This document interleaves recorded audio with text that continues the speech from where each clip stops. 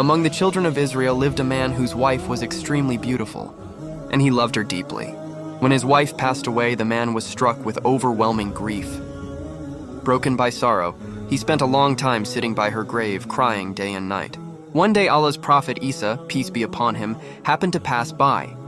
Seeing the man in distress, he asked him the reason for his grief. When the man explained everything, Prophet Isa, peace be upon him, asked, "Do you wish that by Allah's command, I bring her back to life for you?"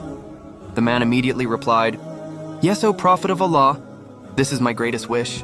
Prophet Isa, peace be upon him, went to the grave and called out to the dead person.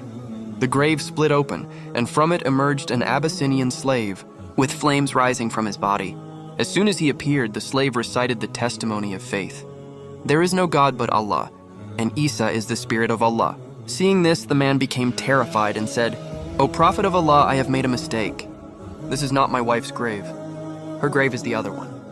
Hearing this, Prophet Isa, peace be upon him, commanded the slave to return to the grave. He fell lifeless and the grave closed again.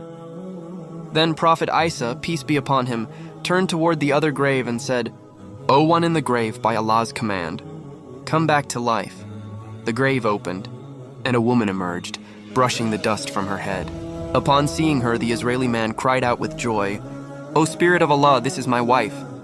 With the permission of Prophet Isa, peace be upon him, the man took his wife and began walking home.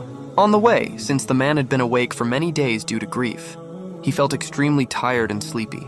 He said to his wife, "Because of the pain of your separation and sleepless nights, I am exhausted. I want to rest for a while." She replied, "All right, you may rest." The man placed his head in her lap and fell asleep. Meanwhile, a prince passed by on horseback. He was very handsome and striking. As soon as the woman saw the prince, she instantly fell in love with him. Satan misled her. She gently placed her husband's head on the ground and stood before the prince. The prince, upon seeing her beauty, was also captivated. At her request, he seated her on his horse and rode away with her.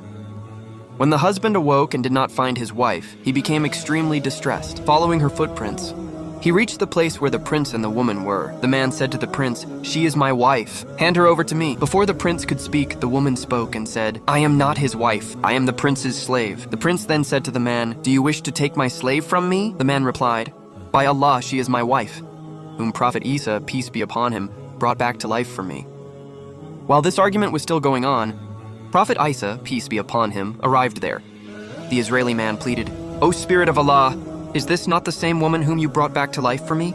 Prophet Isa, peace be upon him, said, "Yes, she is the same."